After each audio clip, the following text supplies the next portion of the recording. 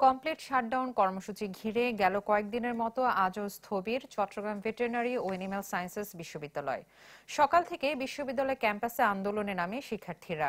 বিশ্ববিদ্যালয়ের নিজস্ব শিক্ষক থেকে উপাচার্য নিয়োগে সরকারকে বেঁধে দেয়া ৪৮ ঘণ্টার সময় শেষ হচ্ছে আজ।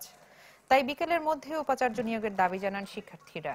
অন্যথায় আগামীকাল থেকে উপাচার্যের কার্যালয়, বাসভবন সহ পুরো ক্যাম্পাসে তালা ঝুলিয়ে দেওয়ার হুঁশিয়ারি দেন শিক্ষার্থীরা। কর্মসূচিতে একাত্মতা ঘোষণা করেন শিক্ষক, কর্মকর্তা ও কর্মচারীরাও।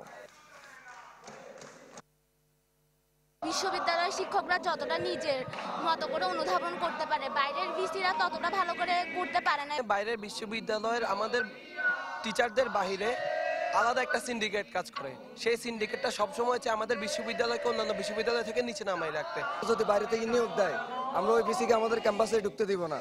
আমরা 48 ঘন্টার আলটিমেটাম দিয়েছি, যেটা আজকে শেষ। একদিন রোড ব্লক করেছি, সেটা 1 ঘন্টার জন্য। পরবর্তীতে আমরা কখন রোড ব্লক করিনি।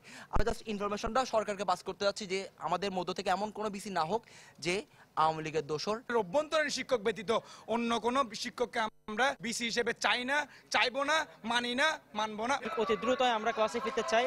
আমরা চাই আমাদের ক্যাম্পাসের স্বাভাবিক সুষ্ঠু শিক্ষার পরিবেশ ফিরে আসুক। আমরা গতকালকে এখানে মুভমেন্ট করেছিলাম এবং শিক্ষকরা এখনো পর্যন্ত সংহতি জানিয়ে যাচ্ছে ছাত্রদের সাথে। আমরা চাই না যে উপর মহল এটাকে আমাদের এই সিবাসুর কার্যক্রমকে স্থগিত করে রাখুক।